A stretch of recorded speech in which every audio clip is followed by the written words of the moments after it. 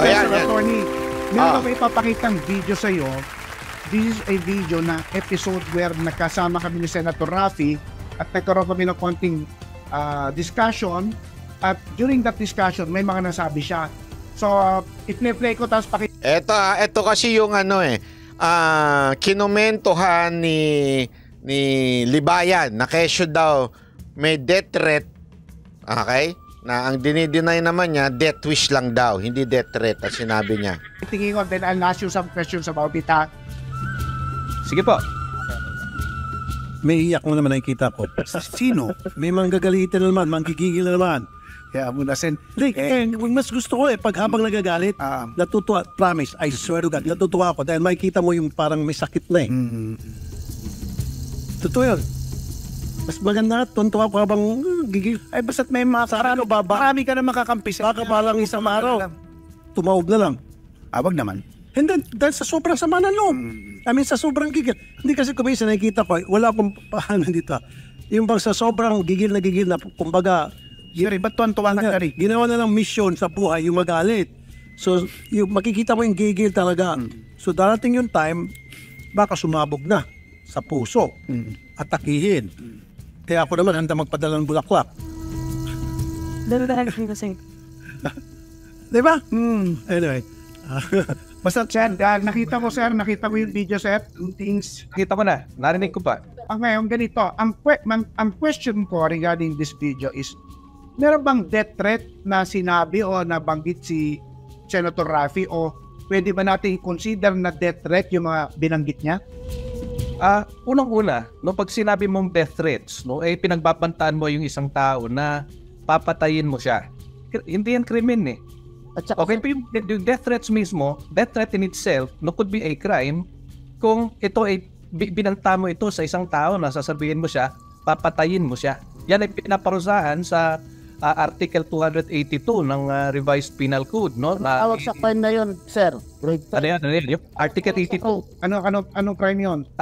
Grave threats kung pinagbantaan mong papatayin. Okay, kasi ang definisyon ng krimen na grave threats, or masidhing pagbabanta sa Tagalog, ito yung threatening another of the infliction of a wrong upon one's person, property, or honor, or that of his family, which threat amounts to a crime. So pag sinabihan mo isang tao, papatayin kita, yung pagsasalita mong mismong yon, krimen na yun Kasi yung pagbabanta mo, yung laman ng pagbabanta mo, isang krimen, no? Sa ilalim ng Kodigo Penal natin, yan pwede yung murder, pwede yung homicide, yung pagbabanta lang kahit walang kondisyon, kahit wala kang inihiling na kapalit na pira. Pero in this case, it cannot qualify as a great threat or death threat.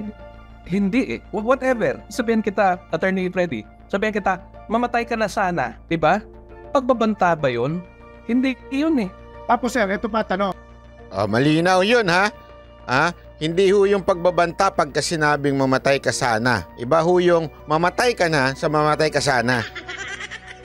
Okay? Linawin natin, ha? Okay. Can somebody claim? Kunyari ako, can I claim that yung sinasabi ni Senator Raffy, assuming that it's a death threat, or a grave threat, can I claim, based on the statements of Senator Raffy, that ako ang tinutukoy o may tinutukoy na tao? Wala nga akong narinig na nabanggit na pangalan Pangalawa, sabihin na natin na itong pagbabantay ito patungkol sa isang abogado, ilang libo ba ang abogado dito sa Pilipinas? Actually, alam mo, tama yan kasi isang ang facts na kailangan pagdating sa ganyan, pati ho ang libel, kailangan identifiable. Wala namang pangalan. Kaya sabi ko nga ang tanga-tanga nung nag-comment na siya daw yun. O kahit pa sabihin nating sa pananaw ng tao, siya yung tinutukoy, o sa pananaw ng karamihan, iniisip nila siya talaga yung tinutukoy. Gayunpaman, sa husgado, hindi ko pa pwedeng, sa tingin ko ako yan. Wala namang pangalan. Napaka-importante, lalo na, okay lang maintindihan ko, kunwari ang nagkomento, halimbawa lang ang nagkomento si Boss Dada, sabi niya, sa tingin ko ako yan. Maaring mapagbigyan ko pa, bakit? Kasi hindi siya abogado. Hindi niya naintindihan yung batas na kailangan, pag may salitang ganyan, kailangan identifiable. Ibig sabihin talagang sa'yo sinabi. ito wala man lang pangalan na binanggit. So ibig sabihin, kung ikaw abogado, dapat yan ang basic. Basic po yan. Kailangan alam, sinabi na ikaw talaga yung binantaan. Wala na ngang pagbabanta, wala pang pangalan, walang utak, ibig sabihin nun. Walang utak. Yung inisip niya na siya yun. Close to po ako For all we know, kung pagbabantaman yan, it could be addressed to another person. Okay, tapos ito pa sir, tanong, kunyari, inaako kung ako ang tinutukoy ni Senator Raffy na gusto niyang mamatay o papatayin niya. Eh kung maglabas ngayon ako ng sunod-sunod na video at sinasabi kong si Senator Raffy ay pinagbabantaan akong patayin. Nako. Eh pwede ba akong ma-cyber libel, no? Nako.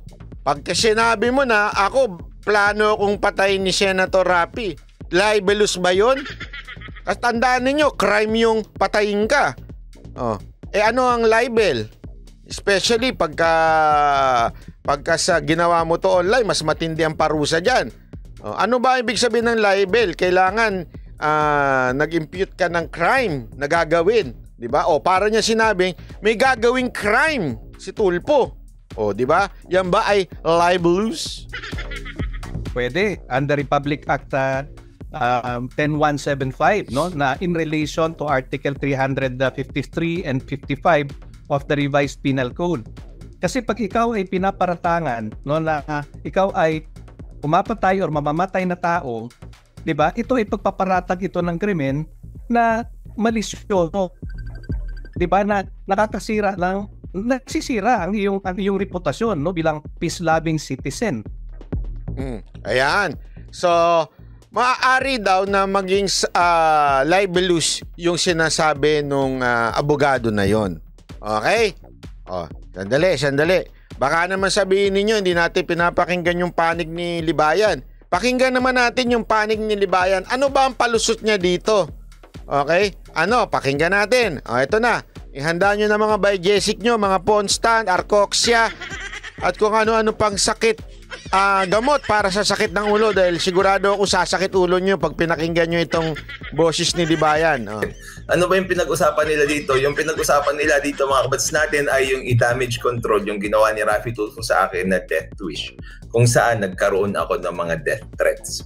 Okay? Ngayon, parang ang ini-imply nila dito, parang libelous yung ginawa ko, cyber libel daw. Pwede daw ako pwede daw ako nag-commit ng cyber libel.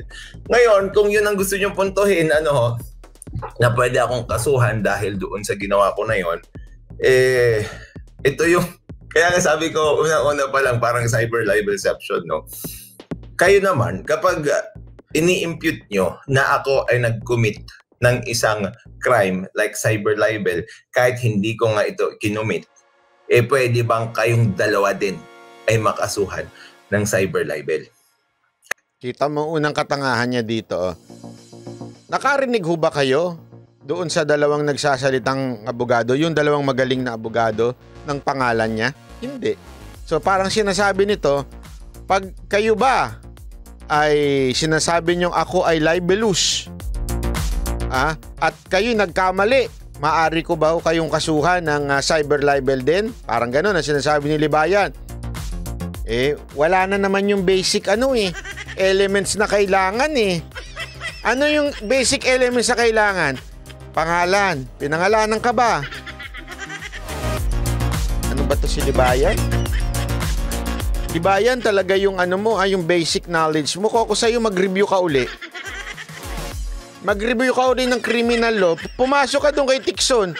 Kay Professor Attorney Tikson. Kasi mukhang nakalimutan mo na.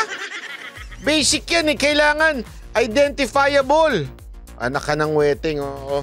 Kasi nga, ipapaliwanag ko sa inyo na yung mga sinasabi nyo dito ay hindi tama. Hindi daw tama. Okay? Sige, anong palusot niya? At pati dito kay Attorney Tikman, hindi buo yung konteksto na binibigay nyo. Sige, anong palusot? So, mga kabarsa natin, unang-una, may mga nasabi daw si Raffy Tulfo doon sa discussion na yon. Ngayon, ang ipapalabas nila, yung sinabi ni Raffy Tulfo na yun, walang tinutukoy na tao. Tapos ipapanood lang itong video na ito without any context at all. Oh. Tapos sasabihin nila, mga kabatas natin, na inako ko daw yung death threat.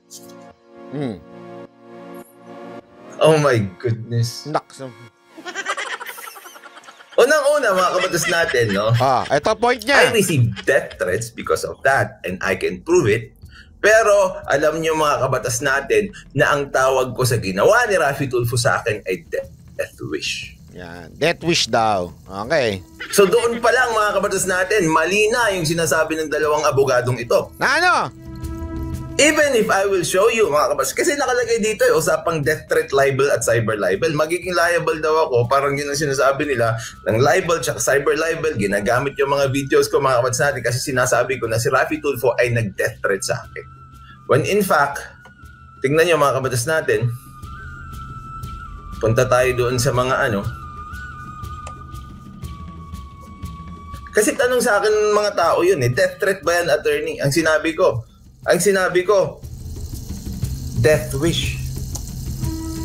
Yan. Kaya tignan nyo yung mga title, mga kabatas natin, ng mga videos ko. Tapos sinasabi nila, gumagawa daw ako ng maraming videos. Kung saan, sinasabi ko daw na nag-death threat sa akin si Raffy Tulfo. Ayan daw yung kanyang... Epekto ng death wish. Yan yung title. Epekto ng death wish ni Raffy Tulfo sa kanyang mga followers. Si Fabri at ang pag-downplay sa death wish ni Raffy Tulfo kay Attorney Libayan. Sa madaling salita, ang palusot ni Libayan, hindi naman daw niya sinabing death threat. Ang sinabi niya, death wish. Kasi pag death threat, pwede nga naman siya makasuhan doon ng libel. Kasi parang sinasabi niya, nag-death threat daw si Tulfo. Ang palusot niya, hindi ko sinabing death threat. Ang sinabi ko, death wish. Ang death wish ay hindi po makukonsider na krimen dahil ay hindi naman ito wish mo lang Hindi mo naman sinabing tinitreat mo siya. Okay? So hindi siya pwedeng kasuhan ng libel. Okay? Ito. Para naman makita natin. Ito yung unang araw ng reaction niya, yung video niya. Sa bibig niya mismo nang galing ito Pakingge. Ito yung yung iiyak na siya Konti na lang iiyak na, bibigay na siya dito panoorin niyo ito Alright. Yan. Magandang araw mga kabatas natin at welcome sa isa namang live stream. Mga kabatas natin, itong si Raffy Tulfo, dito sa Wanted sa Radyo, full episode, October 3, 2023. Kanina lang mga kabatas natin, nagsabi siya o nagbitaw siya ng mga salita patungkol sa akin. Ito nga ho yung video niya. Ito mga kabatas natin, sinabi niya nga dito, mga kabatas, may mga binanggit siya dito mga kabatas natin na salita na tataob ako sa sabog at padadalhan niya daw ako ng bulaklak mga kabatas natin. Naalala nyo kanina, sabi niya, hindi ko naman inako. Parang gano'n, tas tumawa pa siya, di ba? Hindi ko naman inako.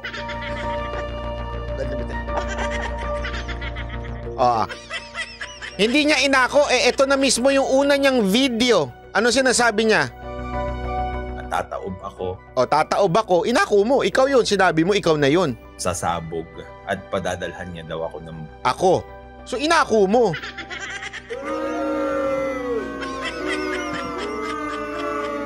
Tama, mali. Di ba nung una, tinawanan niya pa, hindi ko naman inako.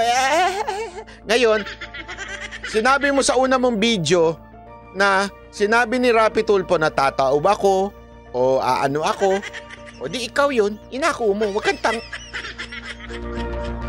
wag nga ako. Bulaklak, mga kabatas. Safety Security Vlog, salamat po. Banateros, naku, lifetime. Thank you. Natin. Alam nyo, hindi ko naman talaga pinapanood siya ng live noon. Naks, hindi ko daw pinapanood ng live. Sino maniniwala sa'yo? Obsessed ka sa lahat na sinasabi. Lahat topic mo. Hindi mo pinapanood ng live. Eventually, tumawag sa akin si Naricul. Tumawag yung mga kamag-anak ko. Kunwari, hindi pa niya alam, tumawag lang sa akin mga kamag-anak ko, mga vlogger. Safe Team Security Vlog, salamat po. ko, kaibigan, nag-message. Maraming nag-message doon sa ano. Maraming nag-message na stress na siya, oh. Sasabog na yung ano niya, oh. Oh, nako, baka sabihin niya, nagte-threat na naman ako.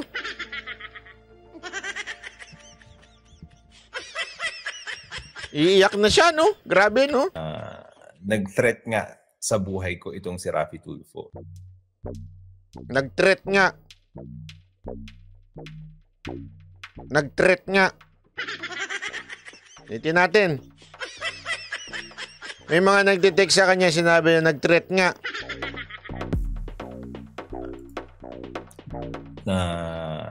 Nag-threat nga sa buhay ko itong si Raffy Tulfo. Nag-threat o nag-wish? Mga kamag-anak ko, kaibigan, nag-message. Maraming nag-message. Marami daw kamag-anak niya nag-message na gano'n. So yung kamag-anak daw niya nagsabi na nag-threat nga. Ang tanong, sinangayunan niya ba o hindi? Ulitin natin, ha, para malinaw. Sinabi daw ng mga vloggers o mga kusino man, kaibigan niya, mahal niya sa buhay, tinawagan daw siya at sinabi nila na nag-threat nga si Raffy Tulfo sa akin. Ibig sabihin, galing sa iba. Galing sa iba, ha? Ang tanong, sinangayunan mo ba? Okay, antayin natin, panoorin natin. Doon sa ano, maraming nag-message na nag-threat nga sa buhay ko itong si Raffy Tulfo. Okay. Mga kapatid, na-late din ako kasi actually ngayon ginagawa ko pa rin kasi may hearing ako bukas, mga kapatid natin. Ngayon dahil sa threats na natanggap ko dahil sa ginawa ni Raffy Tulfo na ito, ang dami na hong dahil nga sa threat na natanggap ko dahil sa ginawa ni Raffy Tulfo, hindi daw threat yung sinabi niya, wish. Dahil nga sa threat na natanggap ko, dahil saan? Sa sinabi ni Raffy Tulfo, hindi wish, ha, threat. Although, pwedeng may lusot siya dyan. Sabihin niya, yung threat na natanggap niya ay hindi galing kay Tulfo, galing sa iba. Pero sinasabi niya na nakatanggap siya ng threat because of sinabi ni Raffy Tulfo. Tuloy. Threats na sinesend ho dun sa mobile number natin. Tapos sa email din. Kaya ngayon, kailangan ko gumawa ng manifestation tsaka motion sa korte na kung pwede video conference ang palusot niya, kasi may kaso daw siyang inaatenan ngayon, baka daw pwedeng video conference na lang kasi nga may nag-threat daw sa kanya. After the video of Raffy Tulfo. Okay? So medyo ano pa yon, medyo sige, lulusot pa yon. Ika nga, bakit? Hindi mo naman sinabing direkta na tinret ni Tulfo ikaw. Lulusot pa yon. O sige, antayin natin. Ang pag-attend ko sa sa hearing bukas kasi nga dito sa nangyari na ito, mga kapatid natin na ginawa ni Raffy Tulfo. Kaya pagpasensyahan nyo. Ito na, yung sa talagang sinabi niyang direkta. Okay? Kasi tandaan natin, dalawa yung sinabi niyang threat. Threat una, na natanggap niya sa mga kaibigan niya at mahal niya sa buhay. Na sinabi daw na si Tulfo nag-threat sa kanya. Hindi pa sinasang-ayunan yun. Although, parang sinang-ayunan niya na kasi sinasabi niya ngayon na nilalakad niya sa korte na kung pwede, wag na lang siyang umappear doon sa case na ina-handle niya kasi nga daw may mga threat na siyang natatanggap. Okay? So wala pang direkta na sinasabi niyang si Tulfo ay nag-threat sa kanya. Pero ito na yung ending. Pakinggan ninyo. Yung bang sa sobrang gigil na kumbaga, Shari, ba't tuwan-tuwa ka, Shari? Ginawa na lang mission sa Yan ba't tawang-tuwa ka, Shari? Tignan nyo. buhay, yung magalit. So, makikita mo yung gigil talaga. So, darating yung time, baka sumabog na. Pati yung sabog na yan, mga kabatas natin. Yung gigil. Sumasabog pa yung gigil. Ano bang sumasabog? Bomba. Baril. Pag sumabog ang baril, wasak yun. Hindi sumasabog yung pumuputok yun. Eto ha. Ito, pakinggan nyo. That's a death wish. Ako handang magpadala ng bulaklak. Oh. Sinasabi niya, that is a death wish. Ako handang magpadala ng bulaklak. Sino nagsabi nun? Si Tulfo. Handang magpadala ng bulaklak. That's a death wish. Kasunod.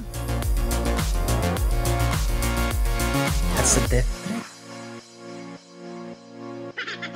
Case closed. Sa una niya sinabi, that's a death wish. Yung pagbibigay niya ng bulaklak daw ni Tulfo. Oh. That's a death wish. Ako handang magpadala ng bulaklak. Ano pa aside from death wish? Ano pa yon? That's a death threat.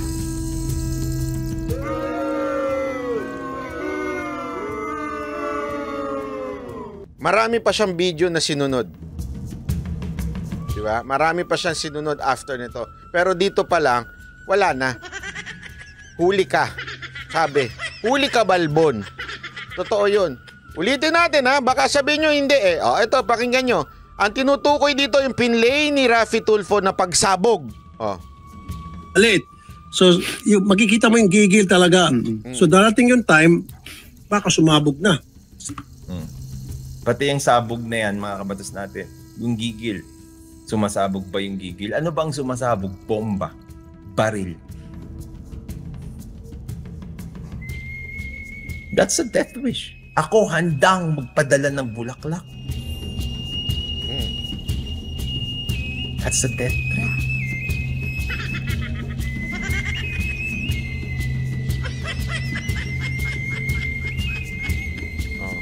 Sabi, Sir, pa-object lang po. Hindi po lahat binibigyan ng bulaklak gusto mamatay. Bakit yung jowa o asawa o magulang mo binibigyan? Iba namang usapan to. Ang sinasabi dito, yung sinabi ni Tulfo. Ngayon, baka sabihin ninyo, kasi may cut yun. Hindi, kaya ko lang kinat yun. Kasi mahaba pa yung sinabi niya. Pero eto, papakita ko na lang yung buo. Baka kasi sabihin ninyo, pinutol eh. Wait lang ha. Pakita ko na lang sa inyo yung buo. Saan na yun? Eto. Ito yung buo na yun ha. Alright. Wait lang yan. po. Magandang araw mga kabatas natin at welcome sa Isinang live stream. Mga kabatas natin, itong si Raffy Tulfo. Ending part. Dito sa Wanted sa radyo. Sa ending niya kasi sinabi yun. October 3, 2023. Okay? Kanina lang mga kabatas natin.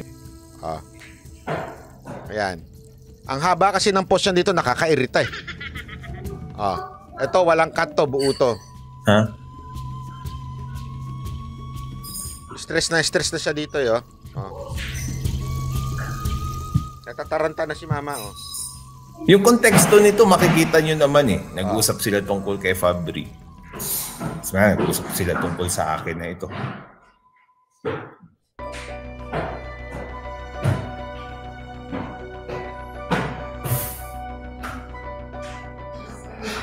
Not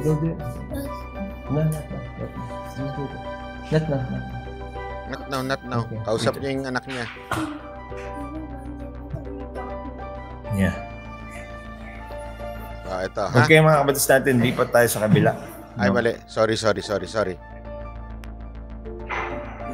Tagal kasi ng post nitong... Hindi pa yan mga kabatas natin. Ito. Yan. Na makakampi sila. Makabalang isang araw. Tumaob na lang. Wag naman. Hindi. Shari, ba't tuwan-tuwa ka, Shari? Ginawa na lang mission sa yan, ba't tawang-tuwa ka, Shari? Tignan nyo. buhay, yung magalit. So, makikita mo yung gigil talaga. Ayan, so, darating yung time, baka sumabog na. Okay. Pati yung sabog na yan, mga kabatas natin. Yung gigil.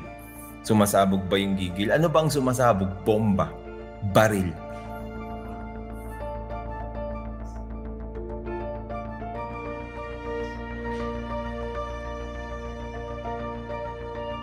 Sumasabog ba ang gigil? Tagal.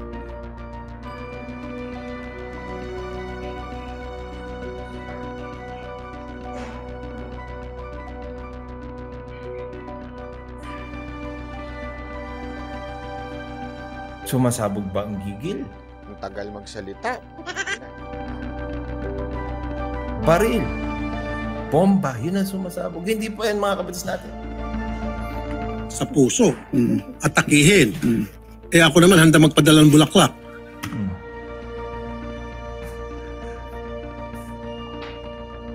Isn't that a death wish to someone? Ako naman handang magpadala ng bulaklak.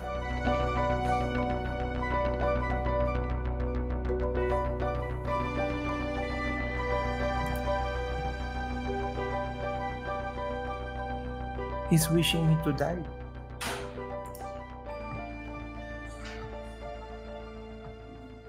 He's wishing me to die, mga kabatas natin. At saka Alfredo Palita, kung may respeto ka sa sarili mo, alam mo kung ano ang ibig sabihin ng puon mo dito.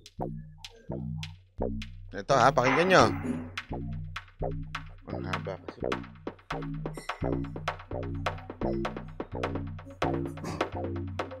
That's a death wish. Ako handang magpadala ng bulaklak.